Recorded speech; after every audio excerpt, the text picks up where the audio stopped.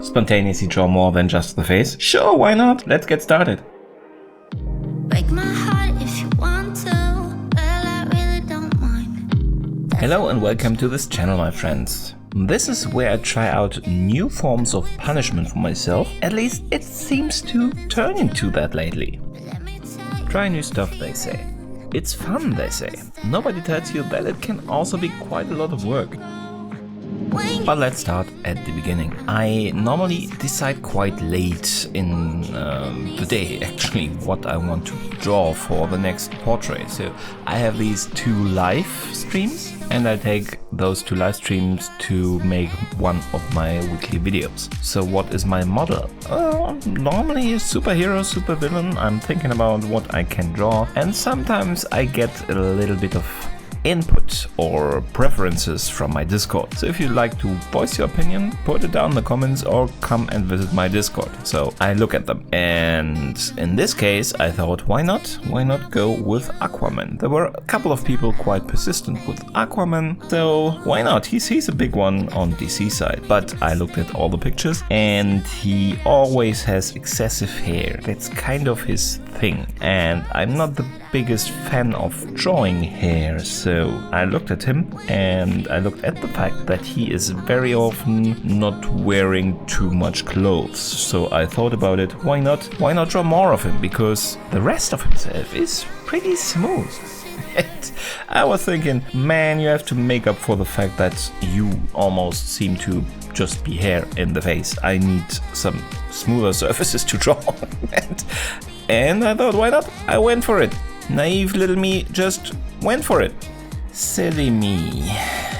Well, okay, but let me break down for you now what is so different in this portrait. We are looking at, obviously, more than just the face. I could have taken this on a bigger piece of paper. I took the normal size of paper, which means everything is downsized a little bit. I have much less space for a face. If you are drawing, try it out. If you have been drawing for quite some time and always draw in the same size, that might become an issue at some point, because you are used to draw details in a certain way, and I am used to draw facial details in a certain way, and I'm used to get stuff on the paper, and I don't manage to do that when I draw smaller. If I want to try an eye like I normally do, I can't. I don't know if it's obviously understandable what I mean. Imagine you're a dancer, or you want to shoot with bow and arrow, and you're not in your field or your hall where you normally dance or shoot. Then you are in a fully loaded bus, and they say, go on, do your thing. Am I over-exaggerating a bit? Of course I am, but that is how crazy it drove me to try this. And it was a very interesting experience, and it drove me crazy. And that was only one of the things that drove me crazy with this piece.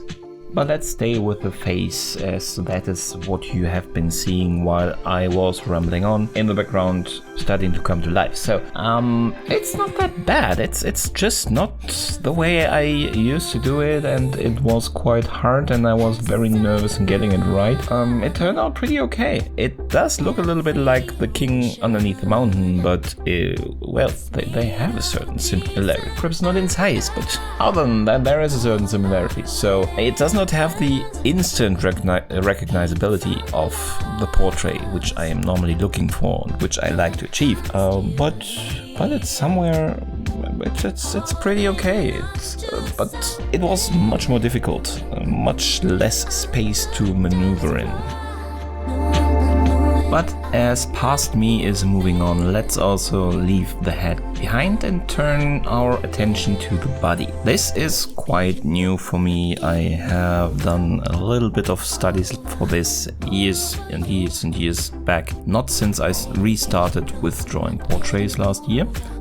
And so this was also pretty new. But in general, I thought, and I wasn't wrong with that. It is skin. It is a comparatively smooth surface like you have in your face. So if you just draw it the same way you would draw normal facial features, it's not that far off.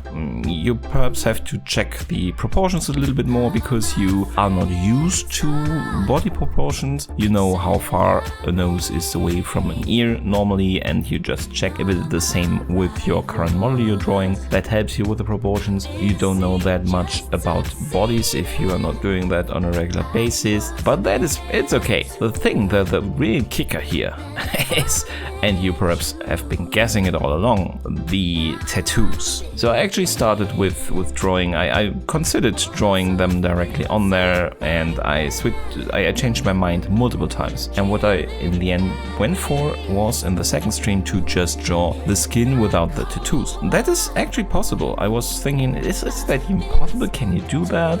It is. It worked out pretty okay. It just very, very boring.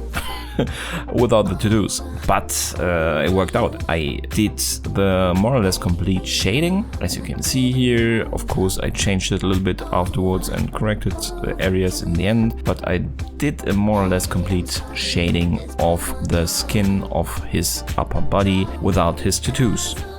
Truth to be told, I normally consider myself to be too much bound to what I see and recreate exactly what I see. And actually drawing him without his tattoos was kind of a little success for me. Don't know if you understand what I mean, but I feel good being able to do it. And then I had to start draw them and I stopped feeling good. Drama, drama. Hey, I'm starring in this drama, drama.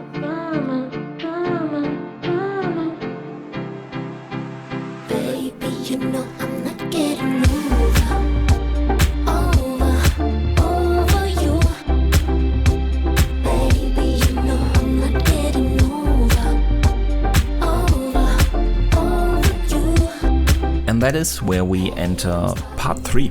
I started adding the tattoos with his neck just to try it a little bit out and to try how dark I had to get. Then I started on the right shoulder and moved on pretty quickly to the left shoulder, but I already saw what I've gotten myself into. A lot of detail work, a lot of small symbols or small shapes that you have to add. They follow a certain logic and it is symmetrical, so you can check the left side or the right side or what you exactly have to add. And I quickly found out something, I quickly realized something that made it a bit easier for myself. It's not like it is an industry printed design or something. It has the look and feel of something man-made. It's not perfect. It's not perfect pyramid designs, for example, and stuff like that. So it doesn't matter that much if you make mistakes. However, every line you try to draw has to somehow be realistic in terms of the movement of his skin and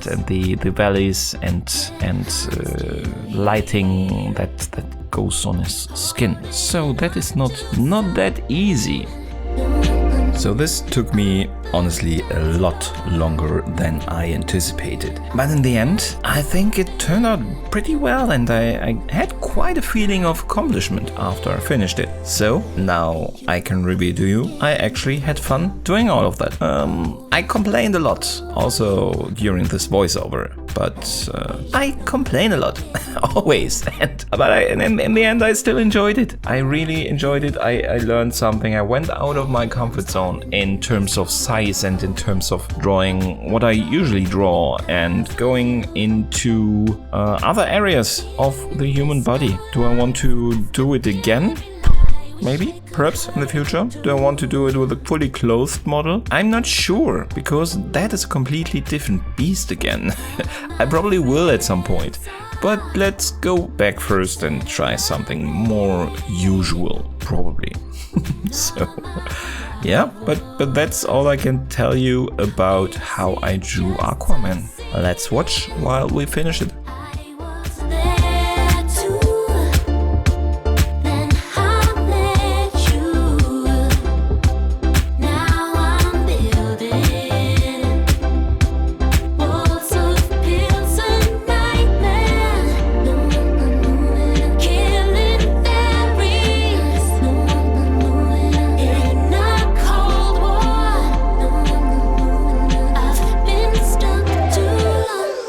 Baby,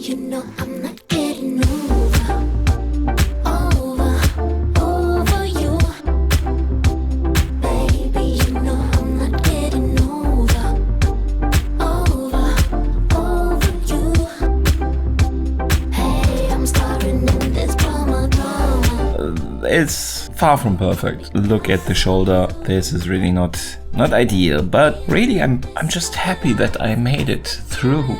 that the result is good. And even though he looks even more grumpy in my rendition, he looks a little bit like a dwarf king. But everything said and done, I am satisfied with it. But what do you think? Let me know down in the comments. If you liked it, give me the thumbs up, perhaps even subscribe. Don't miss out on my future videos. I will surprise you and myself by what I will try next. Thank you very much for watching. I appreciate you taking the time. See you next time and goodbye. Baby, you know I'm not getting